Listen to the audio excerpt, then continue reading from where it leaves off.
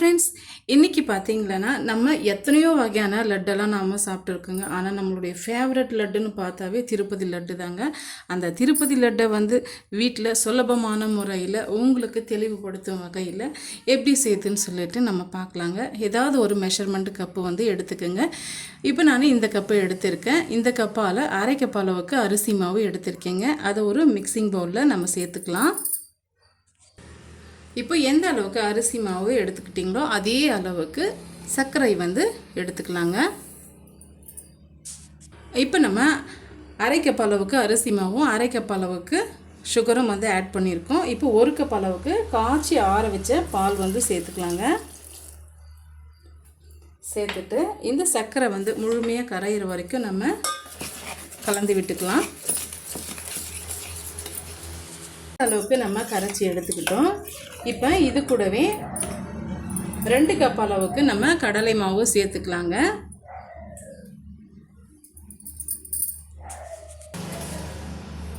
பாருங்க, இப்போ நம்ம கடலை மாவு சேர்த்துக்கிட்டு இது நல்லா கலந்து கொடுத்துக்கலாம்.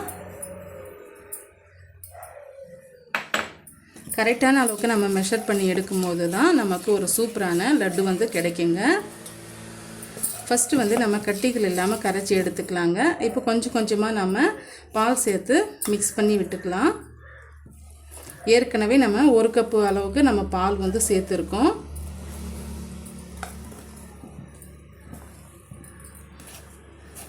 திரும்பவுமே நம்ம அளந்துட்டு பால் ஆட் பண்ணிக்கலாம். திரும்பவும் நான் ஒரு அரை கப் அளவுக்கு பால் ஆட் பண்ணிக்கிறேன். கட்டிகள் இல்லாமல் நம்ம கரைச்சி எடுத்துக்கலாங்க. இது கரெக்டான அளவுக்கு வருதான்னு சொல்லிட்டு பார்க்கலாம். அப்படி இல்லைன்னா நம்ம திரும்பவும் பால் ஆட் பண்ணிக்கலாங்க. தண்ணி சேர்க்கக்கூடாது. நம்ம அரிசி மாவு கலந்துருக்கிறதுனால கொஞ்சம் திக்கான கன்சிஸ்டன்சிக்கு தான் நமக்கு கிடைக்கும். அதனால் கரெக்டான அளவுக்கு பூந்தி பொரிக்கிற அளவுக்கு நம்ம கரைச்சி எடுத்துக்கணும். எப்பவுமே அரிசி மாவு ஒரு திக்னஸ் கொடுக்குங்க. பாருங்கள், இன்னுமே நமக்கு கரெக்டான அளவுக்கு கிடைக்கல. நம்ம திரும்பவுமே ஒரு அரை கப் அளவுக்கு பால் ஆட் பண்ணிக்கலாம்.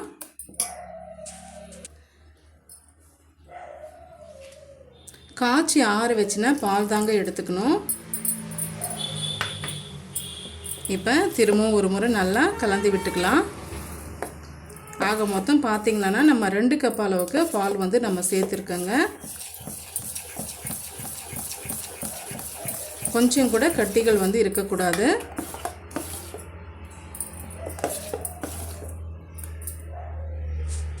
இப்போ பாருங்கள், இந்த அளவுக்கு இருக்கணும்.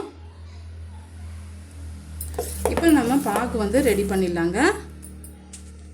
இப்போ பாருங்கள், பாகு ரெடி பண்ணுறதுக்காக அதே கப்பால் 1.5 கப் அளவுக்கு சுகர் ஆட் பண்ணிக்கலாம். அரை கப் அளவுக்கு சுகர் ஆட் பண்ணிக்கலாங்க. இப்போ நம்ம ஒரு அரை கப் அளவுக்கு தண்ணி ஆட் பண்ணிக்கலாம்.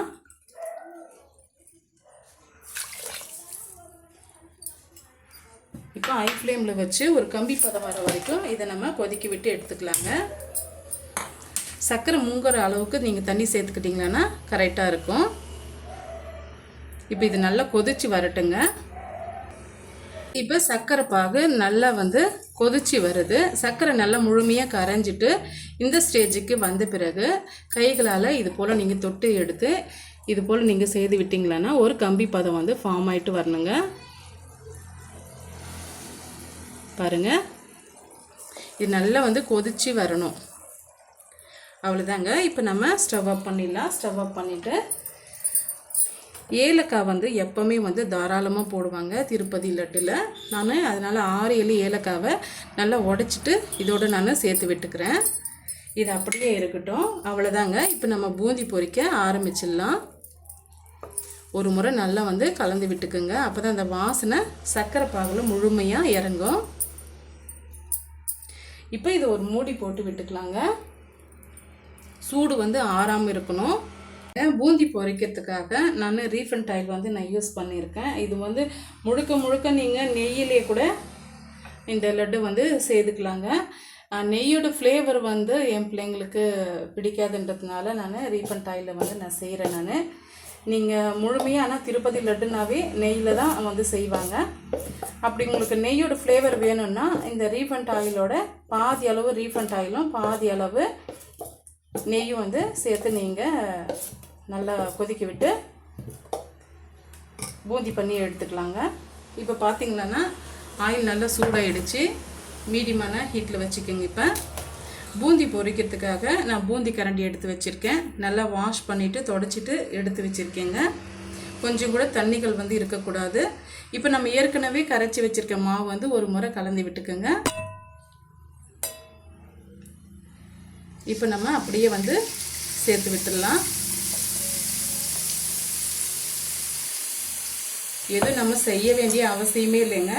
அதுவாக வந்து கரெக்டான அளவுக்கு நம்ம மாவு வந்து கலந்து இருந்தால் சூப்பரான பூந்தி வந்து நமக்கு கிடைக்கும். அப்படின்னா இது போல் கையில் டேப் பண்ணிக்கோங்க.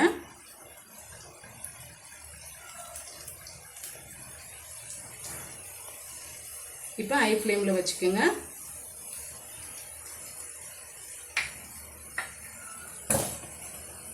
பாருங்கள், இப்போ நம்ம சேர்த்துருக்க மாவு வந்து இந்த பூந்திகள் பாருங்கள் எவ்வளோ பர்ஃபெக்டாக நமக்கு சூப்பராக ரவுண்ட் ஷேப்பில் வந்து கிடச்சிருக்குன்ட்டு. இப்போ ஒரு நிமிஷம் கழித்து இது நல்லா வந்து கலந்து விட்டுக்குங்க. இது ஒரு அளவுக்கு ஒரு ப்ரௌன் கலராக வரணுங்க. அந்த அளவுக்கு இதை நம்ம பொரித்து எடுத்துக்கலாம். ஏன்னா ஏற்கனவே நம்ம இந்த சர்க்கரை வந்து நம்ம சேர்த்துருந்ததுனால அந்த கலர் வந்து நல்லா சேஞ்ச் ஆகிட்டு வரும். அரிசி மாவு வந்து கொஞ்சம் வந்து லைட்டாக வந்து அந்த கிறிஸ்பிக்காக வரும். பால் வந்து நம்ம எதுக்காக சேர்க்குறோன்னா நல்ல ஒரு சாஃப்ட்னஸ் வந்து நமக்கு கிடைக்குங்க. அதனால் வந்து நம்ம பால் சேர்த்து அந்த வாசனைக்காகவும் நம்ம சேர்த்துருக்கோம். இப்போ பாருங்கள், பூந்தி நல்லா கலர் சேஞ்ச் ஆகிட்டு வந்துருச்சு. பாருங்கள், பார்க்கும்போதே தெரியும். இப்போ இதை நம்ம வடிகட்டி வச்சு எடுத்துக்கலாங்க.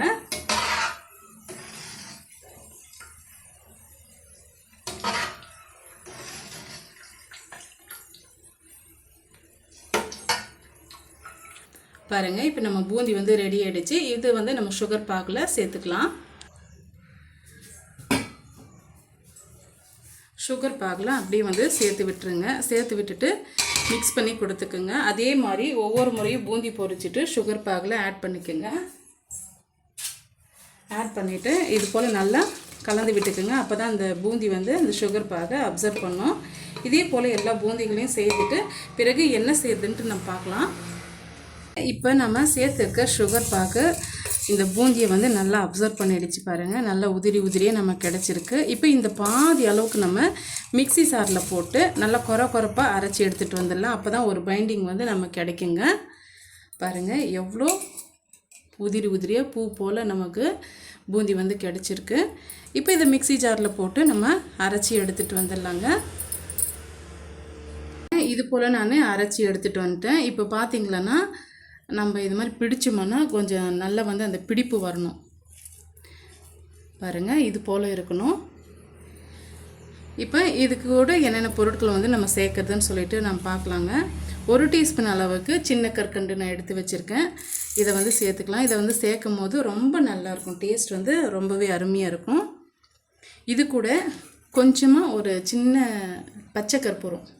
அப்போ தான் வந்து அந்த கோயிலோட அந்த ஸ்மெல் வந்து நமக்கு நல்ல முழுமையாக வந்து கிடைக்குங்க. அதனால் வந்து அதை நசுக்கிட்டு சேர்த்துக்கலாம். இப்போ பார்த்திங்களன்னா 1 கைப்பிடி அளவுக்கு முந்திரி பருப்பு, 1/2 கைப்பிடி அளவுக்கு உலர் திராட்சை எடுத்து வச்சுருக்கேன். இதை நெய்யில் தாளித்து எடுத்துகிட்டு வந்துடலாம். இப்போ அதுக்கு ஒரு தொடுக்கா பேன் ஒன்று வச்சுக்கலாங்க. நெய் வந்து ஆட் பண்ணிக்கலாம்.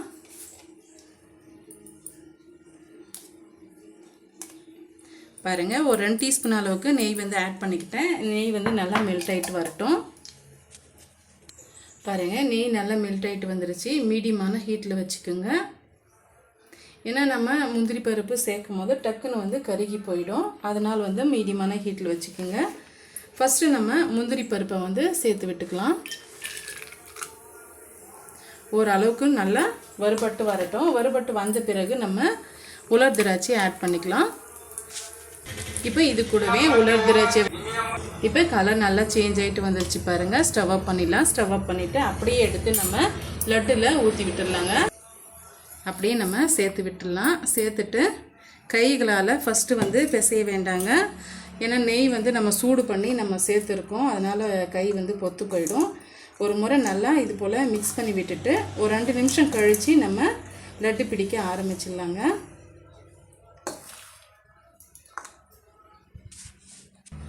இப்போ ஒரு முறை நல்லா கைகளாலே கலந்து விட்டுக்கலாங்க. பச்சை கற்பூரம் சேர்த்துருக்கிறதுனால எல்லா சைடும் வந்து அந்த வாசனை நமக்கு கிடைக்கணுங்க. அதனால் கைகளால் இது போல் அழுத்தம் கொடுத்து பிசைஞ்சு விட்டுக்குங்க. ஒரே இடத்துல நின்றுச்சுன்னா ரொம்ப அதிகமாக ஃப்ளேவர் வந்து கிடைச்சதுன்னா நம்மளால் சாப்பிடவும் முடியாது. அதனால் எல்லா சைடும் வந்து நம்ம சேர்த்துருக்க முந்திரி பருப்பு, திராட்சை, கற்கண்டு, இந்த கற்பூரம் எல்லாமே வந்து நல்லா ஒன்றா கலந்து வர்ற மாதிரி இது போல் கைகளால் மிக்ஸ் பண்ணி கொடுத்துக்குங்க. இப்போ லட்டு வந்து எந்த சைஸுக்கு வேணுமோ அந்த சைஸுக்கு நீங்கள் உருண்டைகளை செய்து எடுத்துக்கோங்க. நல்லா இது போல் அழுத்தம் கொடுத்து ரவுண்ட் பண்ணிங்களன்னா சூப்பராக நமக்கு ஷேப் வந்து ரெடி ஆகிடும். ஒரே கையில் நீங்கள் உருண்டைகளாக செய்ய முடியாதுங்க. ஏன்னா எப்போவுமே திருப்பதி லட்டுன்னு பார்த்திங்கன்னா கொஞ்சம் பெரிய சைஸாக தான் இருக்கும். பாருங்கள், சூப்பராக நம்ம திருப்பதி லட்டு ரெடி ஆகிடுச்சு. இப்போ இதே போல் எல்லா லட்டுகளையும் நம்ம செய்து முடிச்சுட்டு பிறகு பார்க்கலாங்க. ஆனால் திருப்பதி லட்டு வந்து நம்ம செய்து முடிச்சிட்டுங்க. ரொம்பவே அருமையாக இருக்கும். நீங்கள் வீட்டிலே இனி வந்து செய்துக்குங்க. பசங்க கேட்டாலையும் செய்து கொடுங்க. ரொம்பவே டேஸ்டியாக இருக்கும். திருப்பதி போயிட்டு நம்ம வாங்க வேண்டிய அவசியம் இல்லைங்க. வீட்டிலே அதே டேஸ்ட்டில் நம்ம செய்து முடிச்சிடலாம். ரொம்பவே அருமையாக இருக்கும். எந்த அளவுக்கு அங்கே வந்து டேஸ்ட் இருக்கோ அதே அளவுக்கு வீட்டிலே செய்கிற லட்டுமே அவ்வளோ பர்ஃபெக்டான முறையில் நம்ம செய்து முடிச்சிருக்கோங்க. இந்த லட்டு கண்டிப்பாக உங்களுக்கு பிடிக்கும்னு நினைக்கிறேன். பிடிச்சிருந்த மறக்காமல் சந்திக்குட்டி சேனலுக்கு சப்ஸ்கிரைப் பண்ணுங்கள், லைக் பண்ணுங்கள், ஃப்ரெண்ட்ஸ் அண்ட் ஃபேமிலியோட நிறைய ஷேர் பண்ணுங்கள். இது போல் டேஸ்டியான ஸ்வீட் ஐட்டம்ஸ் எல்லாம் பார்க்க நம்ம சந்திக்குட்டி சேனலை ஃபாலோ பண்ண மறந்துடாதீங்க. தேங்க்யூ ஃபார் வாட்சிங்.